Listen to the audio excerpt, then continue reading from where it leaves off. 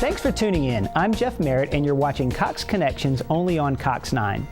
The Berglund Center, which consists of the main Coliseum, the Performing Arts Theater, a special event center, and the Berglund Hall, host over 400,000 guests and 400 events annually.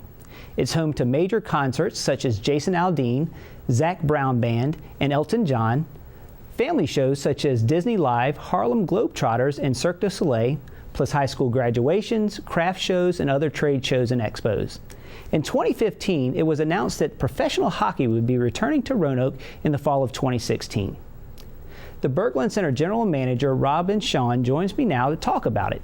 Robyn, thanks for coming in today. Hey, thanks for having me. You have got a lot of exciting things happening down at the Berglund Center, not the least of which is certainly hockey. Hockey? Let's talk about hockey. Tell us a little bit about what you've got going on there, what's happening with hockey. Well, most recently the draft was held yesterday, so we've got a few players on our roster already, so we're very, very excited about that.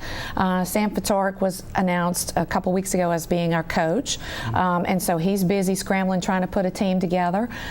It's going to be a little bit of a process because we have to wait till other drafts are completed too, and picking up a few players here and there.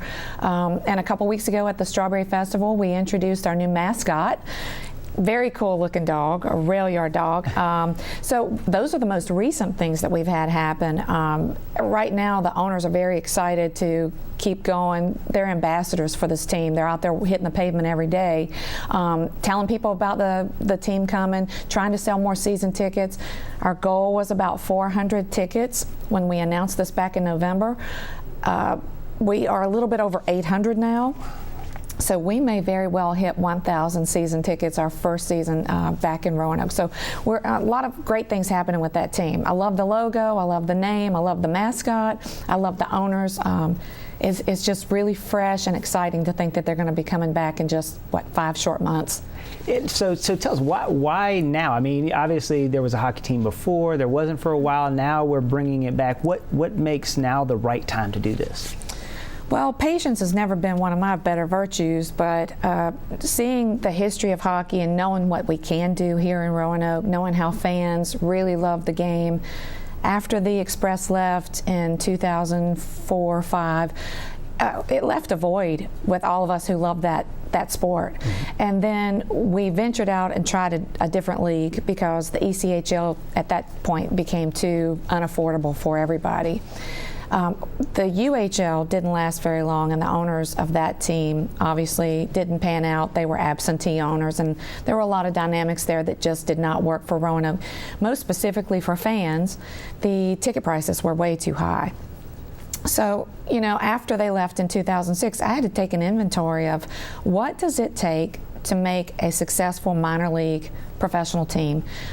And I created a list. I literally created a list, and it had to do with, it can be some absentee owners, but we've got to have a good core group, a solid group of local ownership so that they're representing the team. They're out there that people can connect with them and put a face to a name and have somebody to bounce their ideas off of, because it becomes very personal when you are going to a hockey team or just like any sport. It becomes very personal. They're your team. The other thing is it had to be an affordable league, because if you have an affordable league, that means more than likely your operating costs aren't going to be as exorbitant as say an AHL or ECHL team, and that translates into more affordable ticket prices for families.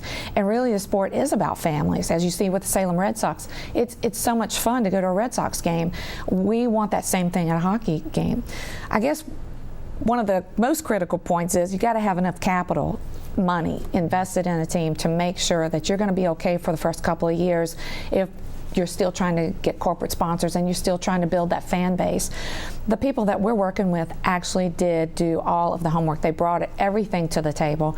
We assembled a local ownership group that's just solid, good business people, proven as successful business people in the community. And they came with an approach that was fresh and family oriented. The stars aligned for us. So now it was time for hockey. Great. And so there's obviously a lot that you have to do to prepare for this, and you mentioned capital in your prior statement there. Tell us a little bit about what you're doing at Berglund Center to to ready the facility. Okay. Well, I think another thing with the stars aligning is that several years ago we had planned to replace the seats in the Coliseum. We had to take care of infrastructure issues first, though, because the boilers and the chillers were original, and people don't really care about that kind of thing. It's the non-sexy equipment, it's the non-sexy investment that you have to make, but it's necessary to run a building efficiently and to be able to operate.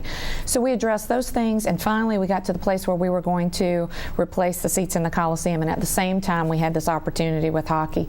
So again, the stars aligning with that led into, well, we've got sports lights that we just installed right before we made the announcement of the hockey team coming. So now we have great lighting in there. We have new seats. We have fresh coat of paint.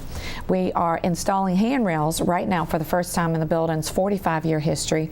We've never had handrails in there before, and it can be a scary thing traversing those steps, you know, if you aren't used to it on a daily basis. We are now also replacing the ice rink. And what that means is we're going to be demolishing the concrete floor that's been in there since, you know, the foundation was poured, and taking out all the coils beneath the concrete that actually make it possible to make ice. We're replacing all of that, and then we're putting in new dashboards, new glass, and dressing up the locker rooms a little bit and doing some improvements on the concourse. It's going to be it'll smell like a new car when you get in there in October. That's congratulations on that. I mean, Thank wow, you. it seems to be quite a bit of work to be done, but it sounds like you've got a great set of plans there, and certainly, as you mentioned, all of the stars aligned. And from a Cox Communications perspective, we're really proud to be able to partner with you, particularly to provide the Wi-Fi. We love having you guys in there. It's so refreshing to be able to tell promoters and people, stage crews and those folks back of house, we've got Wi-Fi in here and it's dependable, and you don't have to worry about it, you know, going bonkers on you, and then you have to use a landline. Who uses that anymore? But it's created some solid ways to promote our building too, given that it's an asset that people look for. It's a necessity, and you guys have been able to do that for us, so we're very grateful. Well, great. Well, so happy that you've got a lot of great things going on there. Certainly a centerpiece for us here in Roanoke, and I thank you for coming in today and telling us a little bit about it. Well, thank you for having me. For more information on events happening at the Berglund Center, you can visit theberglundcenter.com. Before you go, I want to personally thank you for choosing Cox Communications for your entertainment, information, and communication needs. We're proud to have served you in Roanoke for 40 years. We know you could have chosen another provider, but because you chose us, we promise to provide you with quality products backed up by a talented local team of professionals. I'm Jeff Merritt, and we'll see you next time on Cox Connections.